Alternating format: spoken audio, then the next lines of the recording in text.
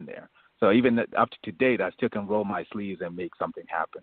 So that's one of the things, as I said again, naysayers are just empowering, right? Because it's just mostly just fueling that desire. It's like, I'm going to show you how it's done, and I'm going to make it happen.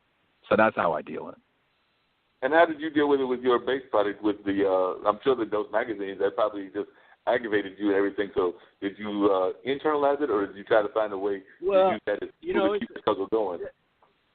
Show business is like that. You know, you're gonna have cat calls, and then you're gonna have cheers. You know, you just have to, look away from the cat calls and enjoy the cheers. You know, that's just the way it looks. It's the way it is most of the time. Now with me, for example, like I this product that I use, it uses capacitors from the 1950s, a big fat paper and oil capacitors. Well, the only thing they're making today is with silver foil or copper foil or something like that. And I call these companies and I say, look, can you just make me a reasonable priced capacitor? And they say, well, no, we can't do that. And our minimum order is 4,000 capacitors, and they want $80 a piece for these capacitors. Now, the ones I'm using are they're military surplus from 40s, 50 years ago, and from the Russian military surplus. The way I found out about doing this was I stripped an old Kahn organ, and they had some of those old capacitors in there. And it's just like, that's what really grates against me. That's more than show business. That's just people being mean. They don't have any respect for somebody has something that's going to improve concert going experiences and so forth, arena concert experiences, all the way down to the small bars or whatever, and it's like, well, we don't care about that. We're not going to do anything. But I it's just like, okay, it's fine with me. All right, I'll go try somebody else. That's all I can do with it, and hope somebody someday is going to come and help me out. That's all. So I get people. I get people one day at a time. I get one endorser. He says, I can't live with it. This is the best thing I've ever seen. I got one today. He sent me a text. He said, this.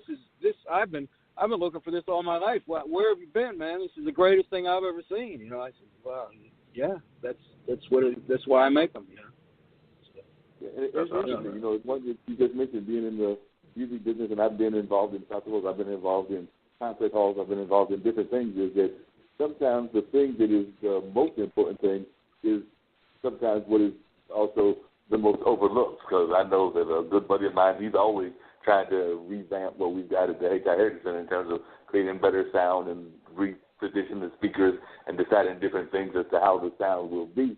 And we've actually been rated as one of the top sounding venues in the Triangle area, probably even on the East Coast. I mean, that's part of the reason that Branford Marcellus has recorded a couple of his albums at our particular venue. But I do know that sometimes, even at concerts, you'll be amazed. People will compliment the artist, they'll compliment everything else, but then a lot of times they don't pay attention to the most important element, which is the sound. Because as long as it sounds good to them, they're good with it, and they're not really thinking about the internal things that have to go into that, being the speakers, be that the sound system, be that the soundboard or whatever. They just see that as, big, chunky, expensive equipment that they don't have anything to deal with, and they don't really think about it until something goes wrong with it. Now, if something goes wrong with it, they'll be the first ones to tell you that. Right. Yeah. And what one person's opinion of what goes wrong with it is a different thing too. I mean, when I go to see a band, and I like the record, and I go see them, if the sound is so different from the record, and it's not really making it better, it's making it it's not doing it, I get real disappointed, and like I said, it's like that, I like to listen to records, and records are nice, but I also like to go out in public, and listen to a live show. But if the show is put on and the record it can't do what the record did, then that's the point of seeing a live band. You want to see, they made a record, let's go see what they can do, and you go see them, and they can't even get the sound right, That's and this fixes that a lot with the bass and the bass drum. So it'll fix a lot.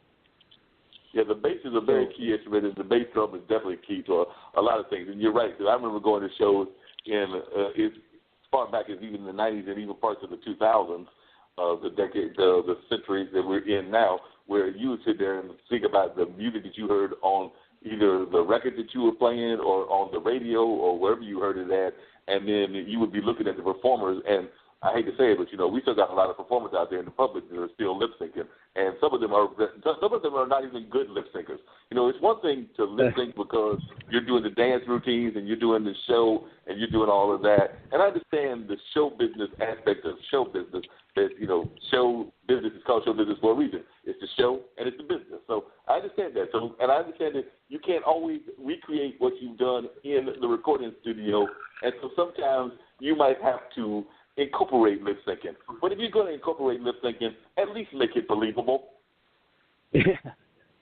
Right. Because I know we've all been to concerts where you sit there watching the act, and you're like, one, I can tell you're lip syncing, and two, you're not even lip syncing on beat.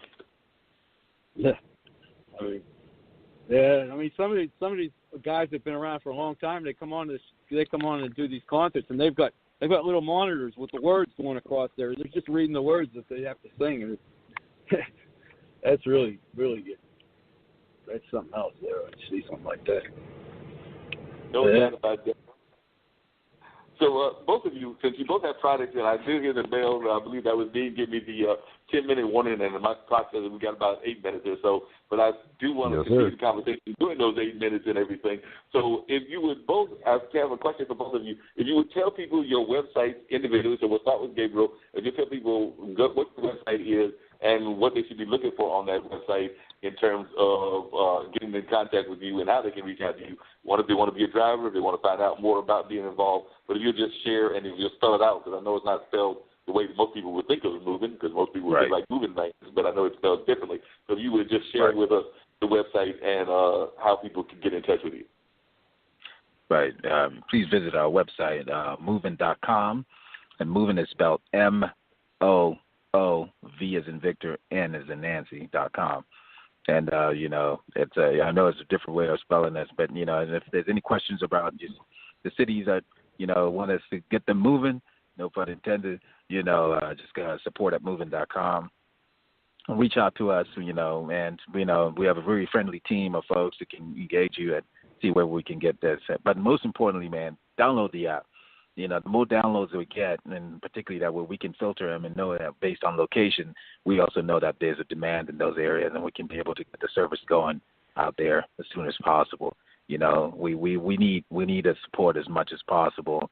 Check out our social pages, at Moving, whether it's in Facebook or Instagram, and we have a lot of cities, and we'd like to get to yours as soon as possible. So check us out. Show us some love. We love to hear from you, and we appreciate all the support we're continuing to get from all over the place. I definitely appreciate that. But just real quickly before I get to the other guests, the musician guests and everything, but who are some of the people that inspired you when you were coming up? And did you come here from Africa to go to school as a business person, or did this whole business thing come up with you later on in life? Man, I came out here when I was 17.